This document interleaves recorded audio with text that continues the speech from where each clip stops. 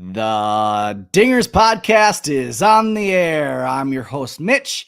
I'm here with Ian, Jeff, and Kevin. We are proud to be part of the On Tap Sports Network, where you can find all the best in Chicago baseball, basketball, hockey, football news. So go check out On Tap Sports Network to get all your sports news there. Today's kind of a special day. Well, let's start out with this. Happy Kerry Wood Day to all of you. Yes, Kerry Wood Day. Yeah. It's kind of a special day here for Dingers, just because our co-host Jake, his dad played a vital role in the vibe at Wrigley that day. He was the brain behind the K signs out in the outfield.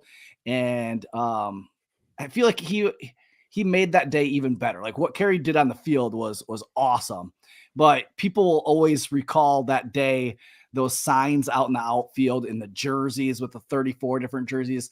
So it's a special day. So I want to shout out Jake. He's not on tonight, but I know he's celebrating his dad and the legacy that his dad kind of will go down in Chicago Cubs baseball history. He's part of it. He'll always be remembered. So happy Kerry Wood Day to all of you guys. And we were coming off a really good weekend, taking 2 of 3 from the D-Gens from Upcountry, the Milwaukee Brewers. It's always good when we take a series from the Milwaukee Brewers, and taking 2 out of 3, which we should have won all 3 of those games, which makes a little bit of a bittersweet taste in our mouth of like, yeah, we won 2, but we should have taken 3. But a lot of good things, some things that we need to work on, some things that we'll talk about. But let's start out with the Cubs offense and talking about who are the driving forces that have kept this offense afloat, even with our injuries that have happened to Bellinger and with Seiya. So who are kind of your highlights, or the guys who you've looked at as been kind of the ones that's kind of kept the ship afloat? Let's start with you, Ian. Well, nobody tonight, unfortunately, as the Padres take a 6-0 lead. But,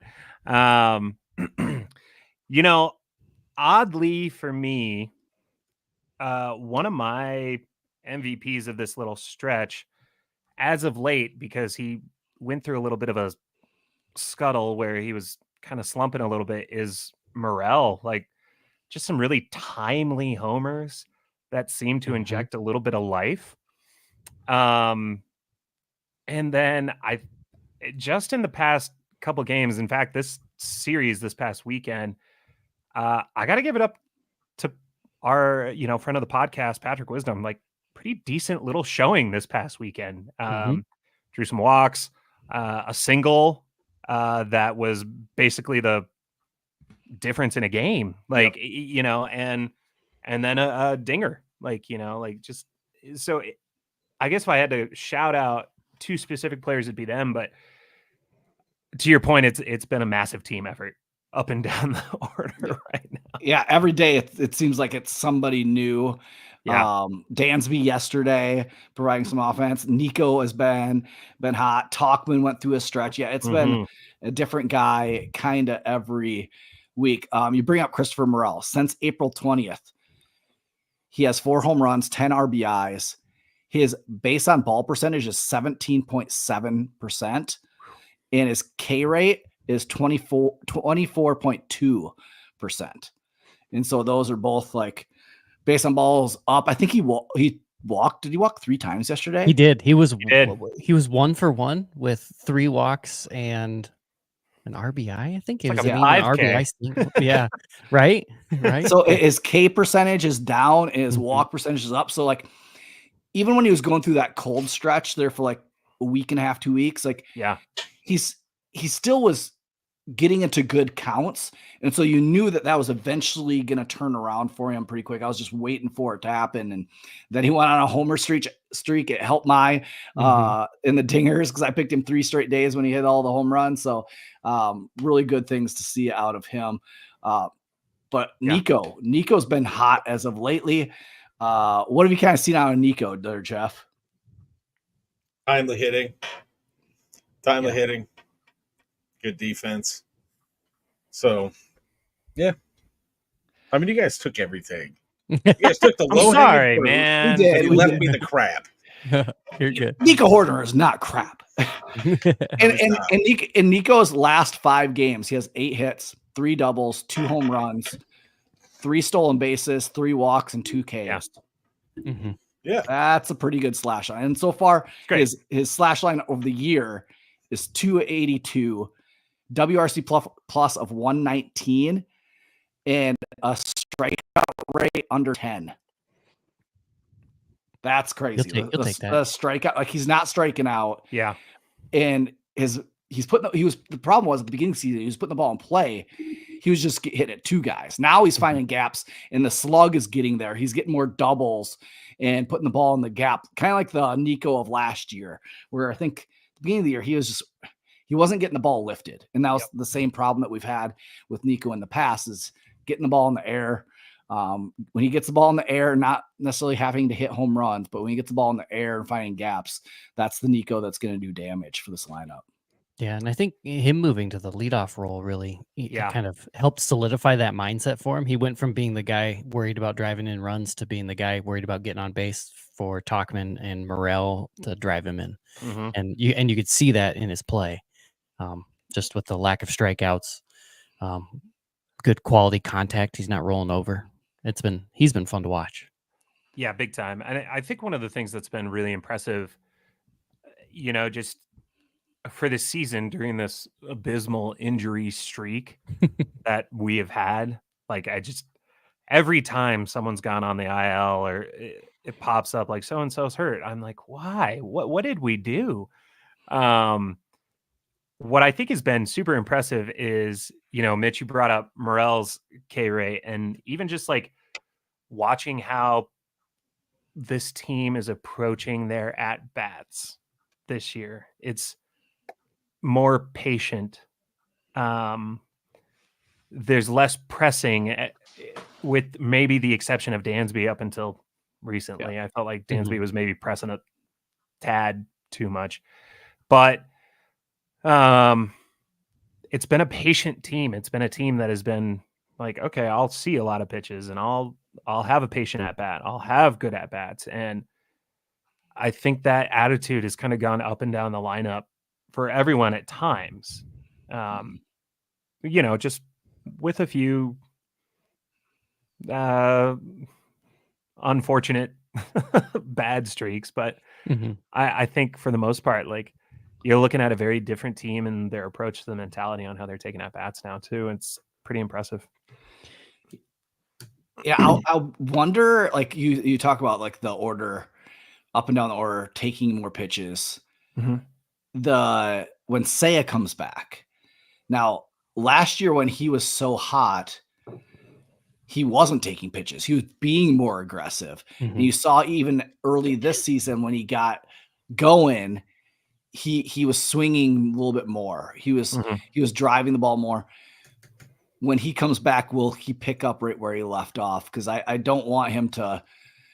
Seiya needs to do damage. Seiya needs to be aggressive up there, and so like that's where the balance. Like, yeah, everybody else, like, let's be patient. Yeah. But for our table setters, be patient. But the guys who are our run producer, like Belly, those are the guys like, okay, let's be aggressive and let's try to drive the ball. Get our pitch. Jeff brought up Nico Horner's defense. Let's talk a little defense in Dansby Swanson. Dansby struggled a little bit, some throwing errors. Are we concerned with Dansby Swanson's arm this year and his arm in the future? Because he doesn't have the strongest of arms. Do you see his arm playing for the future, like 3 years down the road? Well, but answer for both, like this season and down the road. What are your thoughts? I am not concerned this year. I think this kind of goes back to I think he has been pressing a little bit.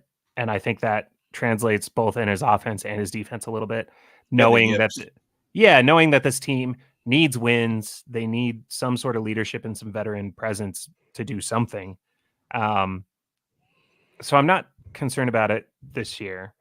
If we see a considerable amount of throwing errors, maybe in the next month, still circle back with me and I'll tell you that I'm concerned. Right. But I think he's pressing a little bit, even defensively. And that's what I was listening to Ron and Pat on the air driving back from a kid's soccer game yesterday. And they were, going through he made a really good defensive play. And then the very next inning, he hit a home run. And they were talking about how sometimes you just need that natural athletic play that you're used to doing, that Dansby's used to doing. Makes a good play. He knows it's good. He just steps in the box then, has a little more confidence. Then he hits one out of the ballpark. Then he's better in the field because he's got his confidence back. He's got his swagger back a little bit. Yeah. So I'm not concerned personally. And then even in my head, sitting here thinking like, well, what would happen if he regresses, and doesn't age super well? You always can just flip flop Dansby and Horner. Yeah. It's something long term. Like that's kind of an interesting combo up there because we know Horner can handle shortstop. Yep. Like it's nice to have that locked in. My thing is why I'm not concerned with Dansby's arm. And I think it has more to do, even the errors this year, has more to do with Michael Busch than it does Dansby Swanson. I remember in college, we had a first baseman. He could mash. He could hit the ball. Was he the best at picking it over there at first base? No. And that made our shortstop and myself at second, like we felt like we had to make perfect throws every time. Because if you put one in the dirt or if it was a little bit off, like he wasn't going to make the play. And then when our other first baseman would get in there, and I mean, I played high school ball with the kid. Like he could pick it pretty well over there, and he worked really, really hard. Like just the confidence that we had throwing the ball over, like it does make a huge difference. And Michael Busch is fairly new to the first base position. Like, yeah. So I'm not necessarily like super concerned. Dansby doesn't like, I feel like he's very calculated in his throws. Like he could zip a ball over there, but he doesn't always like, you kind of see it like, you're like, come on, like you can put more, put more behind that throw. And he just like, you nope, see it arc even from the camera angle. It gets there just in time. But when he needs to, he can hose one over there. And so I feel like it comes down more to Busch. And I feel like it's going to get better as the season goes on. I feel like Michael Busch is going to become a better first baseman. You've already seen it. Like he had some pretty good plays this week. Busch over there at first, making some diving plays. Like he's going to get more comfortable at picking the ball, and it's going to take a lot of pressure off Dansby Swanson, a lot of pressure off of Christopher Morel over there. Like even think of like Christopher Morel's like issues, like throwing the ball. Like he has to feel like he has to be perfect sometimes. Right. And that's what you don't want. When you had Anthony Rizzo, he made Javi Baez look even a little bit better than he did, because Javi wouldn't throw him perfect, but Rizzo over there would scoop him. Yeah. Mm-hmm. And so like Mark Grace back in the day, like he made Sean Dunston look a lot better. Sean Dunston would throw it all over the place, a little bit erratic, but Mark Grace made plays and made him look even better than he was. So like, hey, can you go pick some more Morel mushrooms? That would be awesome, because he just nailed one right out. Let's go. Shot. Yeah, I was telling them before the show, I went mushroom hunting and found a whole bunch of Morel mushrooms, and that's what I had for dinner tonight. And 105 right off the bat. Let's go. Just mushrooms, no protein. A hamburger with it. All right. That's not. I'm afraid you're turning into a vegan on me, Mitch. I can't. No, definitely not. Definitely not a vegan. So definitely. I think Mitch, something to tag on to there too is, to your point, there are moments multiple times this year watching games where Busch has just looked lost. Not even at the plate, but at first base too, where you're like, wow, what is happening right now? But I think just kind of to tag on there. Yeah, I think as the season progresses, it'll get better, but he has looked a little lost at times. Jeff, what about you? Are you concerned with Dansby's arm out in the field? No, not at all, because I didn't know it was an issue. I honestly didn't. But like, does he have a weak arm? Oh, he had Can a he- couple errors throwing. I I mean, mean- more throwing errors than fielding I mean, I'll errors. tell you what. In the off season, maybe he should do some like bicep curls or something. Anyway, no, I think I agree wholeheartedly with your comment on most of them. Is probably Biceps off, are Kevin. pulling. Biceps are a pulling muscle, not a throwing. Whatever. Like He can work on his shoulders. Then triceps, shoulders. no, I think like a lot of trap. it has to do with an inexperienced young first baseman, like you said. Maybe Michael Bush should learn the splits. So Michael Bush should do some mobility Yes. more than Dansby should be. No, it'll be fine. It'll be fine. I mean, Dansby can't throw it from shortstop. Nick Madrigal can't throw it from third base. He can He if can he if he takes gets- 20 steps. I was gonna say he can if he gets a 3 running start. steps. What, Crow hops it over there? It'll be fine.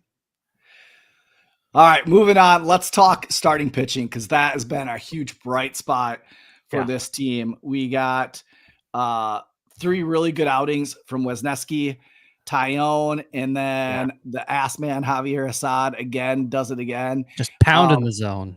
Just Pounding pounding the zone. Ron and Pat just kept saying that on the mics yesterday. That he's really just pounding the zone. I just It's a kept thinking, generational thing. They don't get it. No, they don't. Yep. It would have been better if it was Richard Lovelady that was pounding the zone. Well, I Oh thought it my was funny because I was gosh. just thinking of everybody.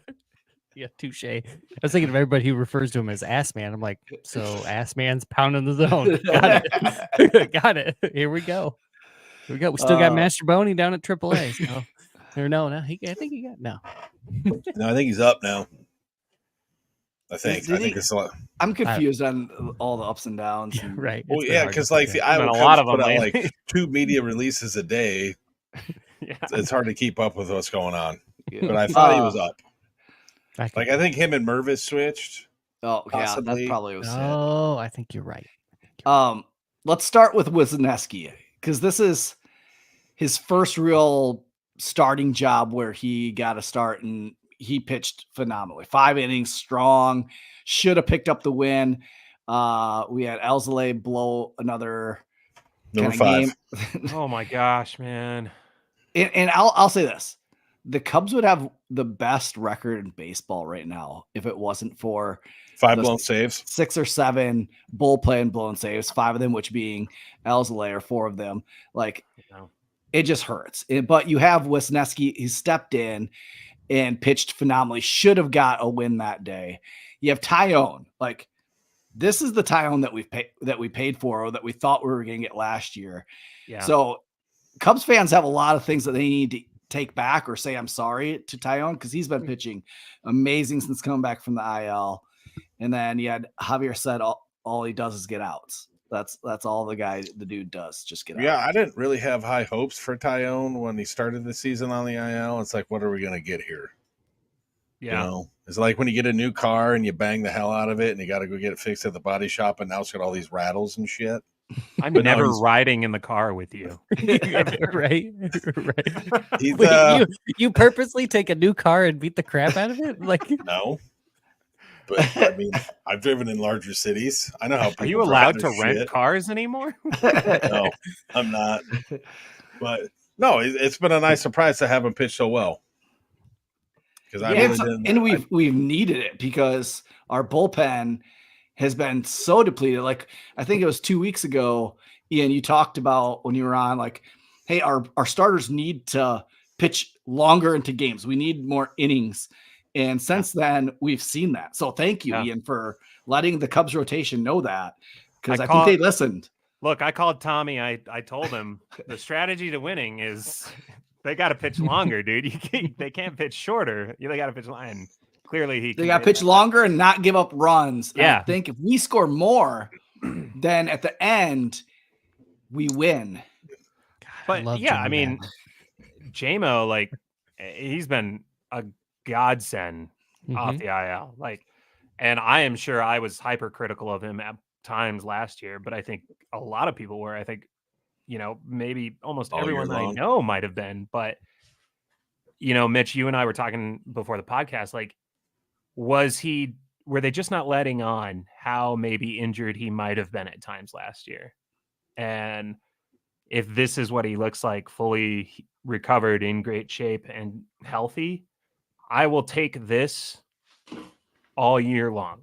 Every 5 days. And, Yeah. I mean, this is what he kind of looked like with the Yankees. Like he Yes. was pretty like, and so, and maybe it's just like sometimes pitchers that come to a new spot and it takes a year to really see them be themselves. And like maybe this is what we're getting out of JMO this year. And if that's the case, and we have a Javier Assad, the dude that just gets outs like any way possible, and you have Shota doing what Shota's doing, and then you have Justin Steele back and pitching what he was tonight.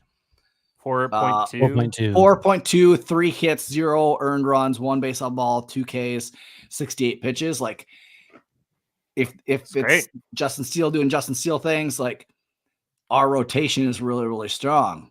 Yeah. Then the question is, what do we do when Hendricks comes back? Send him to the pen. I still just don't think he has a spot there, and it breaks my heart to say it. I don't know. I don't know. I mean, what are we going to do? How many starts are you going to give him before you got to make it the tough call? Like 1, 2? Because I think he's pitching either tonight or tomorrow at Iowa. Yeah, I think he's pitching tomorrow. Yeah, If that bar mitzvah, I'd go watch. I don't think that you can give him another start in theory, but it's like, what kind of a situation do you put him in out of the pen? One where you have a 5 or 6 run lead. Do you even feel comfortable with that right now with him? A minimum 7 run lead. We're approaching Jake Arrieta at the end of his career territory now. Right. Yeah. It sadly it is. That's what it reminds me of, and I don't want Kyle to go out that way. I don't either. But at the same time, like, these wins matter. Yeah. And you have to pitch your best 5. Your best 5 pitchers need to be in the rotation.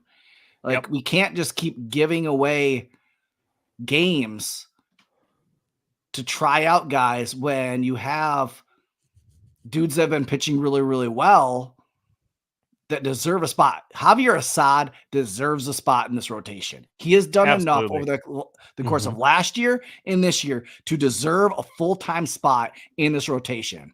Yep. I would even argue that Ben Brown has done enough. Like, it's just he's so young. Like, it's hard to just give him the keys, but like, he's pitched very well. Yeah. Do I think he can be effective in the bullpen? Yes.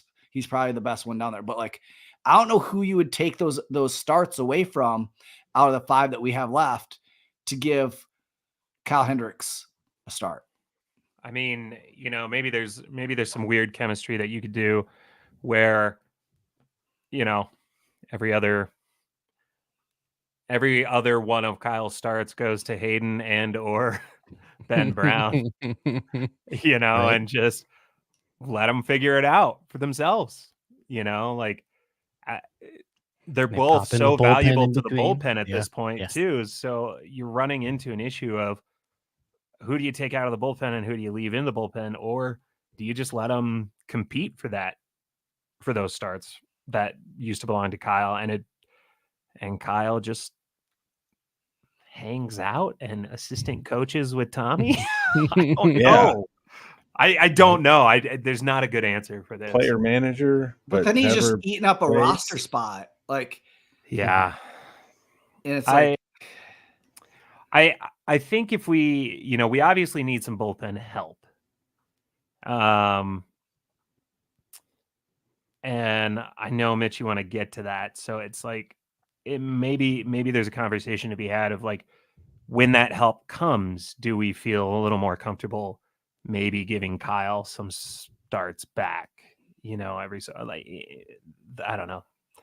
It's dicey, and it's a depressing conversation. It is. Right.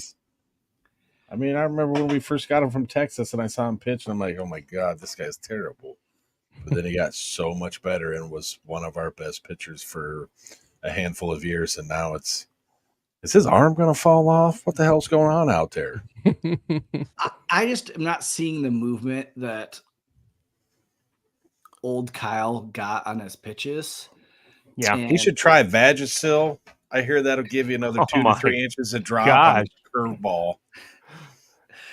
I don't think that's what it is. I don't know. I don't know what to do, but I know that you need to pitch your best 5 in the rotation because we need wins. And like, I just think back like facing the Cardinals all the time. And I feel like when LaRusso was coaching, it didn't really matter if you were a vet or it didn't really matter who you were. He was going to put his best 9 out there and they were going to win games. I feel like even like Joe Torre for the Yankees would do the exact same thing. Like if a young guy was coming up, they would get the start. Like they would earn it. And so it's just, even though you would like to hold on to guys in the memories that the nostalgic things that they bring you, like it's we're still trying to win a pennant. We're still trying to win a division and get into the World Series and win the World Series. That's our goal. And we saw how crucial one game was last year. Like we've started out hot, way better than expected with all these injuries. We talked about how tough April and May were, and we've kind of weathered that storm of playing really, really good teams without our best 9 even being available. Right. We're sitting in a good spot in first place. Yeah. It's hard to take away those then. Now it's like, okay, now our schedule is going to get easier. We need to keep pitching our best. Right. I think, I think if we were all to be honest with each other, how much of our wanting to keep Kyle around is based on a performance in Game 7 in 2016. Yeah. Right. Yeah. Right. Nearly every single ounce of me is saying it because of that. That's and we're all Cubs fans. We're all nostalgia based fans. Yeah. Like we have all these favorite things about this ball club that we've loved over the years, and unfortunately that includes the players. We don't like to see them not be Cubs players anymore when they get towards the end of their career. Right. It's nostalgia based even when you think about Rossi, for example. Like, yeah, absolutely. How many passes was he given as a manager? How much rationalization was there? When in reality, we're looking at a very different situation management wise for this team that has ultimately led us to where we are in certain games too. Like, do I think our record is the same if Ross is managing this team? Absolutely not. I think we're 500 at best. I think so too. There's been excellent managerial choices by council. Like, the series this past weekend, he didn't panic when Adbert blew the lead. He just stayed the course for how he was going to manage that game. And it was pretty obvious. He played the long game of the series, and that's what ended up helping us win that series in general. Yep. Like speaking of Brewers, like series, like with the change in schedule, I will say that those type of series are even more important to win. Yeah. Because we play the Brewers less. Yeah. So what we can control in division of playing those division teams are even more important because those are things that we can control. Like we don't play them. Like here we have a series coming up with the Pirates twice here pretty soon. Yeah. So the Pirates, almost then Braves, and then Pirates again. Mm-hmm. I don't want to see Kyle Hendricks pitch any of those games. One, the Braves absolutely destroy Kyle Hendricks. Yeah. If Kyle Hendricks is on the field against the Braves, I don't know if I'm going to watch that game. Like I've seen it too many times the last 3 years where the Braves just absolutely piss pound Kyle Hendricks. I'm not going to watch it. And if he pitches against the Pirates, an in-division team that kind of scares me a little bit. I mean, them and the Reds, like I just don't know enough about, like they're still kind of, I have a little bit of fear that they're gonna like get hot and really push the Cubs. But I feel like those in-division games are even more important to win those series. Like we need to win those series. And to give one of those away would be tough if it was because of a Kyle Hendricks start.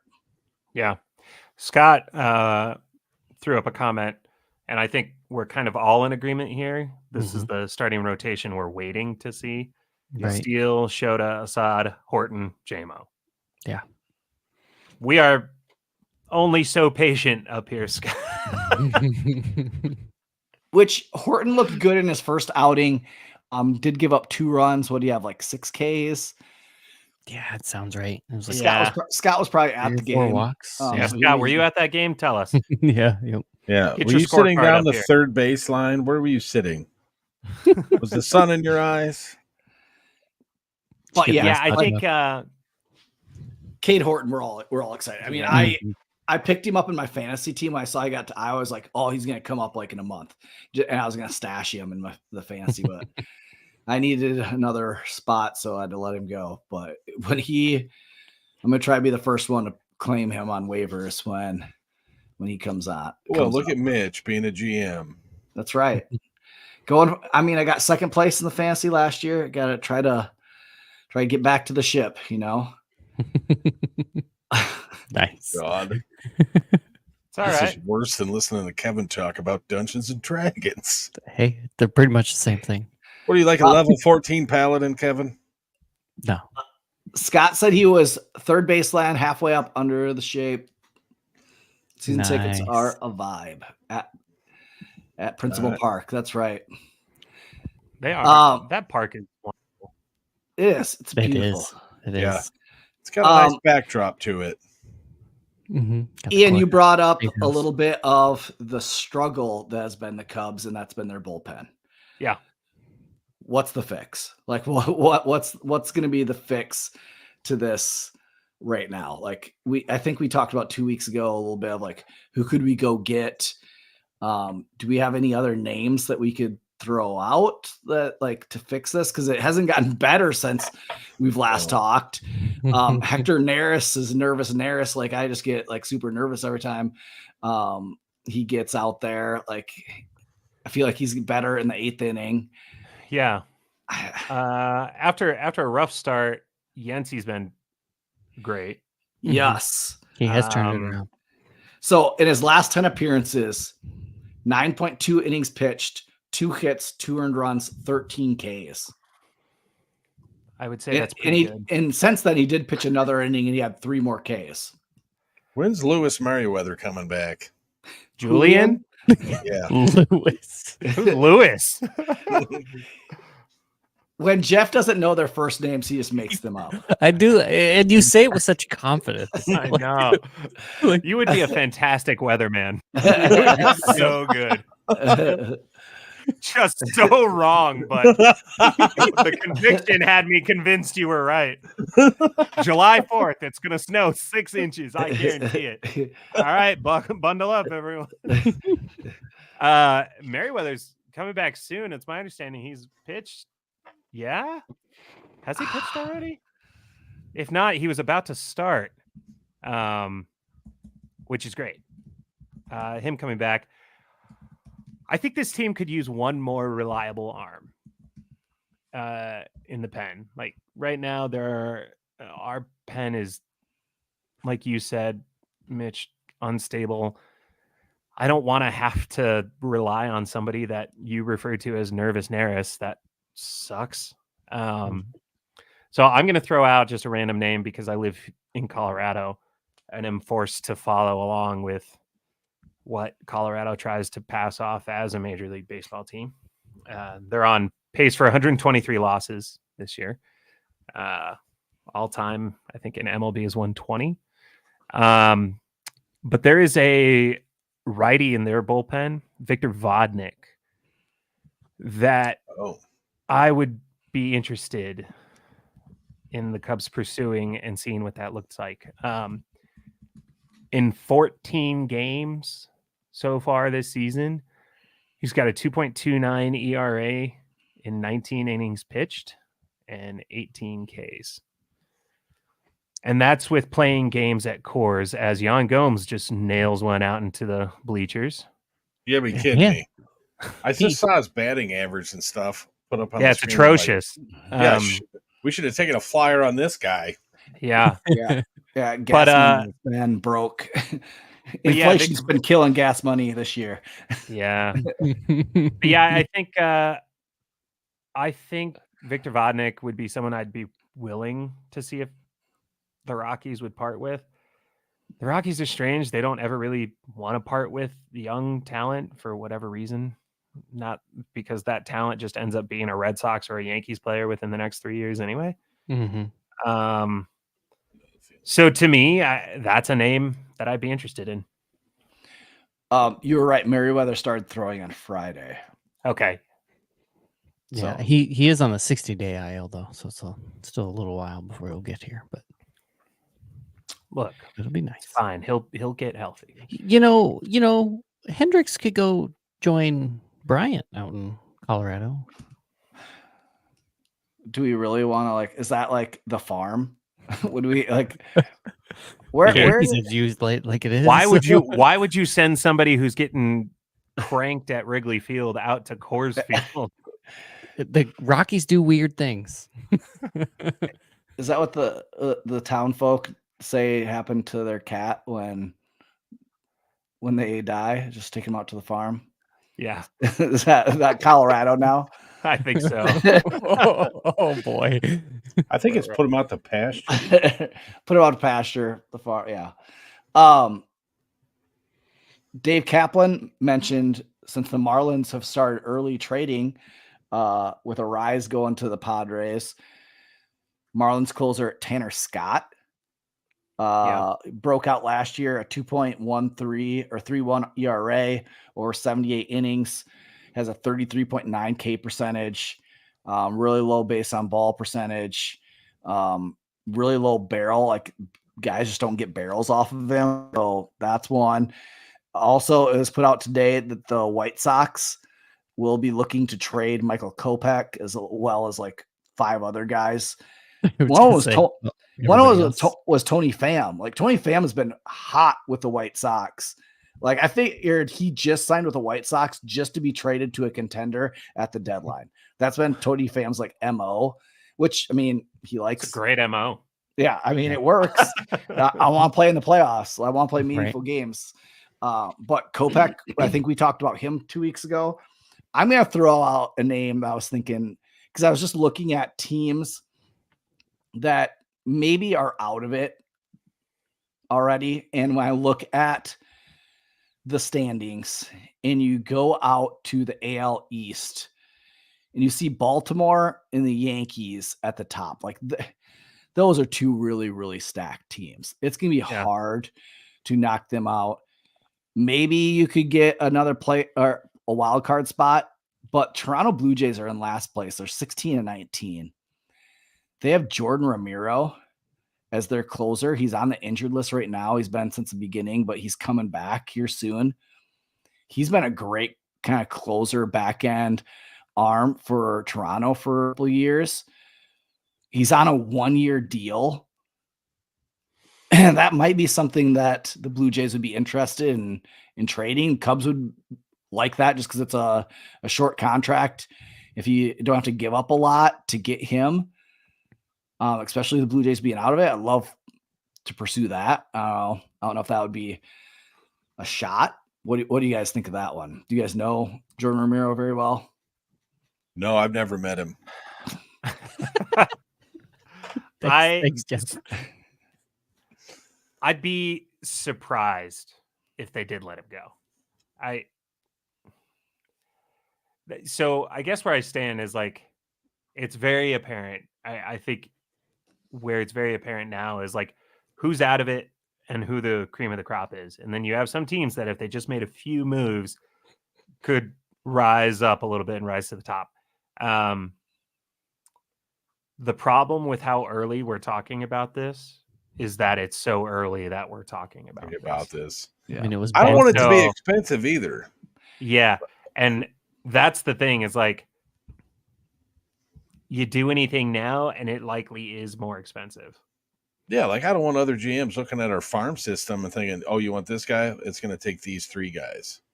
Is it going to be worth it?" Anything could happen because whoever we trade for could get injured too, and then we're right back to where we were. Plus, we lost some farm system.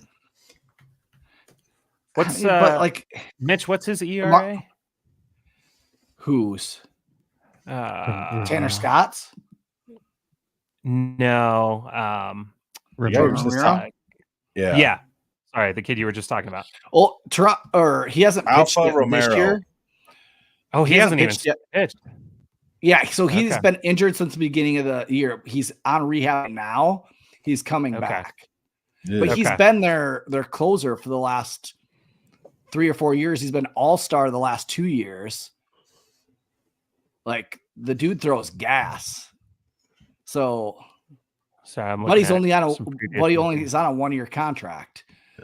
Yeah. Does anybody ever get tired of these 2-out rallies? All the time.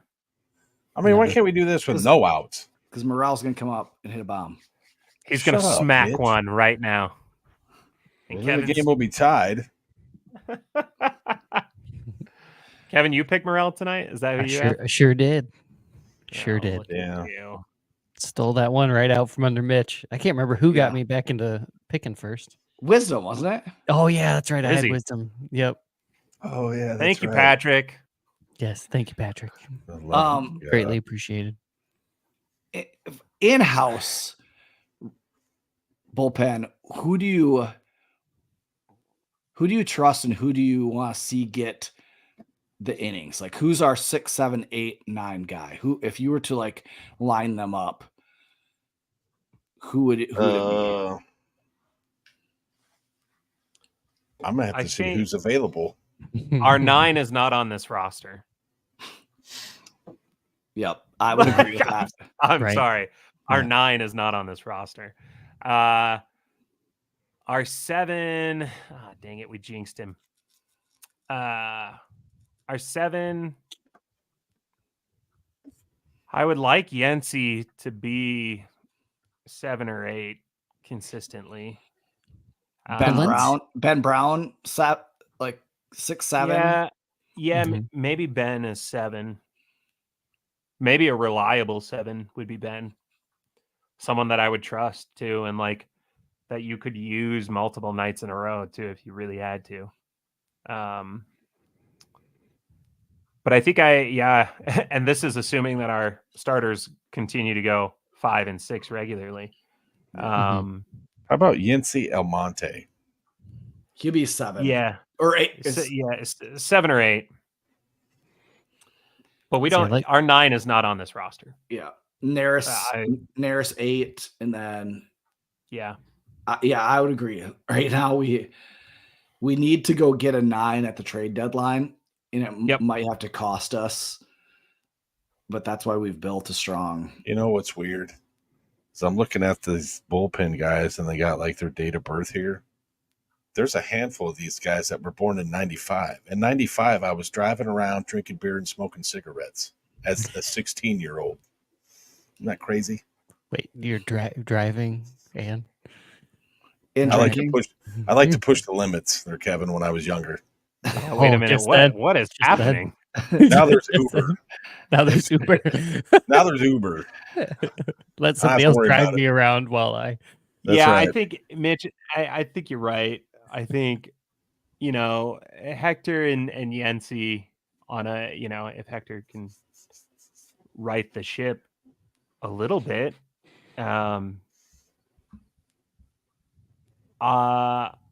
Maybe Hector 7 when Ben can't go. Yancey definitely 8. But like you said, we don't have a 9 right now. And I don't know what that's going to cost at the trade deadline. Luckily, we have a ton of redundancy Mhm. in positions in our farm system. Like the log jam in outfield right Oh now my God. is There's a lot of guys. insane. Like Yeah. they all can't play. Can any one of them do like a reverse Rick Ankiel and become like a reliever real fast? I would love if Scott's still on. How has Quas been down at Iowa? Oh, That's a good pronounced question. Q as. Hasn't he- QS. I feel like he's been not absolutely horrible. I would not want to know how he's doing down at Iowa, and I would want to know how Luke Little. one Brad Wick, Mm. a lefty, That's what I was thinking of. he was so good when he was with the Cubs before he had all of his health issues. I would love to know how he's doing. One of his velocity and his fastball has gotten back up. And then I've heard Carl Edwards Jr.'s kind of been up and down.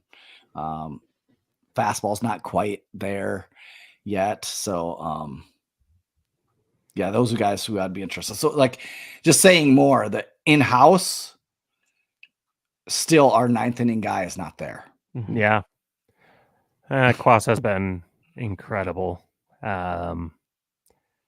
Oh, see, Down in Iowa, 6 games, 4.32 ERA. Yeah. Mm. I thought you were going to go with incredibly bad. In Your 8 delivery innings there. pitched.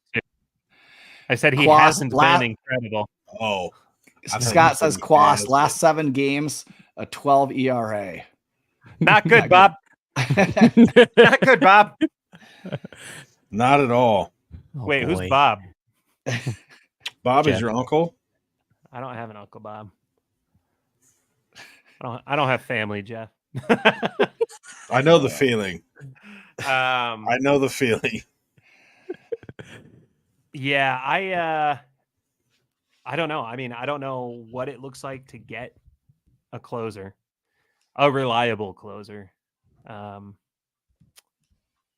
If I could put a closer's mentality into Adbert, I would love it because his attitude when he's on is just fantastic. And he's just been a mental, But he's a head case right now. head case. Yeah. Right.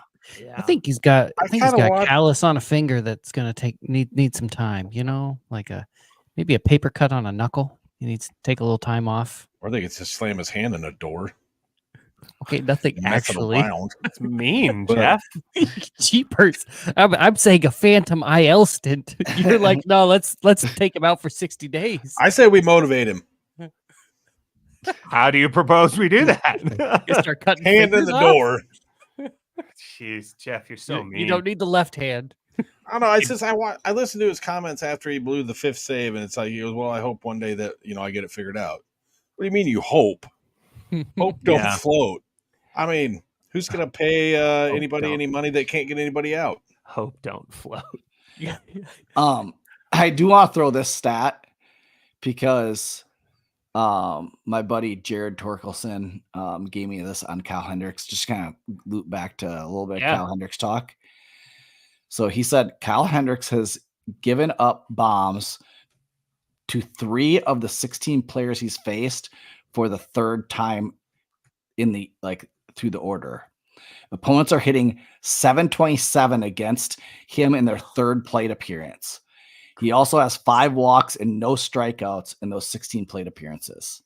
So when teams are seeing him a 3rd time through the order, that's when they're doing damage. So we just need an early hook. So yeah, but then you run into the issue of gassing your bullpen every start. And then you're taxing your bullpen, especially if it's like Hendricks is scheduled to pitch the first game in the series. Then you're taxing your bullpen for the whole series. Right. Okay. So what if we did this? What if they just put him in like the 6th inning and told him it was the 1st inning? It'll be fine. No, because So then you're giving up a lead? Yeah, because he has those 1st inning struggles. Yeah. I thought about that earlier too. Like maybe he just becomes a professional opener. Scott no. says Carl Edwards Jr. is my guest for the next call up, and I could see that. Mhm. Up and down at this point, I think is irrelevant. I think you just need to see what you have currently right now. Nice 8th inning by Colton Brewer here. That was a slick swing and a miss. Yeah, he pitched well in the 7th too. Yeah, he did. He's a big I think guy. like up and down right now is irrelevant until we just see what we have in house. And until we can identify a solid target that isn't going to break the bank and cost a prospect that we may be fairly reluctant to give up. Well, looking Sad at the as that schedule, is. looking at the schedule coming ahead, you have the rest of these games with the Padres, then you off day Thursday, Pirates for 3, Braves for 3, Pirates, then Braves, so back and forth there. Then we end the month with Cardinals, Brewers, Reds. So a lot of in division teams.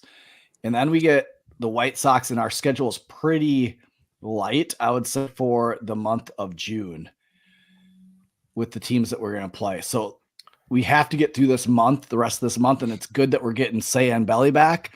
Yeah. At the right time to be able to add some pop to this order, which we've much needed. So just got to get through this month, I feel like. Yep. But we need to find a closer in that time. Like, because I would hate for us to keep putting up runs and this offense to keep clicking only for our bullpen to give it away or make it like, I just need like an easy, like 8th, 9th for my heart. Like sometimes, like every single time I was like, Your heart. You're talking about your heart. You're fine now. You got the Terminator heart. Christ, man. Look, yours is in better shape than the rest of ours now. Heart bionic. Awesome. All right. Well, that does it for episode 153 or 4. We're up there for the Dingers podcast. Cubs are going to come back and beat the Padres tonight. It is Monday. We're recording on Monday night. The game's still going on, but they're going to come back and win. I have a feeling. I like your feeling. Let's go. Starting with a whiz bomb. That's what I've. Yeah, Wisdom's going to come in, get a bomb. We're going to put a big rally up. Nico's going to get on. Dansby is going to drive in a couple runs. Calling it.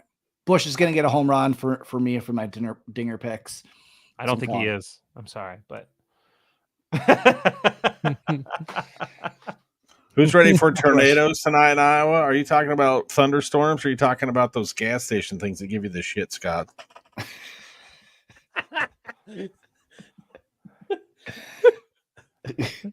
Every What's the time. difference? I have to hang on to know what he's talking about. Wait, what? Tornadoes? What? Tornadoes tonight in Iowa. We're in. I know, but what did you say? The or gas station things that give you a shit. Oh, yeah. I don't even know what those are, but I'm fascinated. Think of a cheap beef and bean burrito there, bud. Oh, like Yeah. a meat tornado. Got it. Yeah. Yeah. All right. That does it for episode 154 of the Dingers podcast. Thanks for listening. Go Cubs. Make sure you're following us on Twitter and checking out the OnTapSportsNetwork.com where you can get all the best in Chicago baseball news. Actual tornado watch until 3 a.m. Okay. Oh, be safe, everyone. Mitch, did you know you forgot to play the intro video, the hype Yeah, video? I did. I was just so excited to just talk Cubs. Well, it since we threw did me last way week. off. Sorry. Next time, I got you. That's My- the reason. It's Come my on, favorite part. Be a professional, Jeff. Should I play it at the end as an outro? Sure, There you Sure. go. Hey, Wizzy took a walk. he did. Thanks. Well, the way he was running, I thought it was a home run trot. All right. Here we go. Go Cubs. Go, go.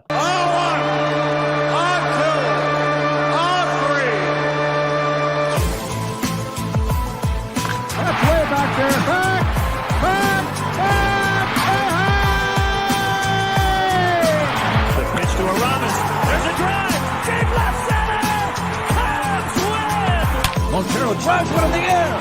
Deep right field. It's got a chance. Grand slam.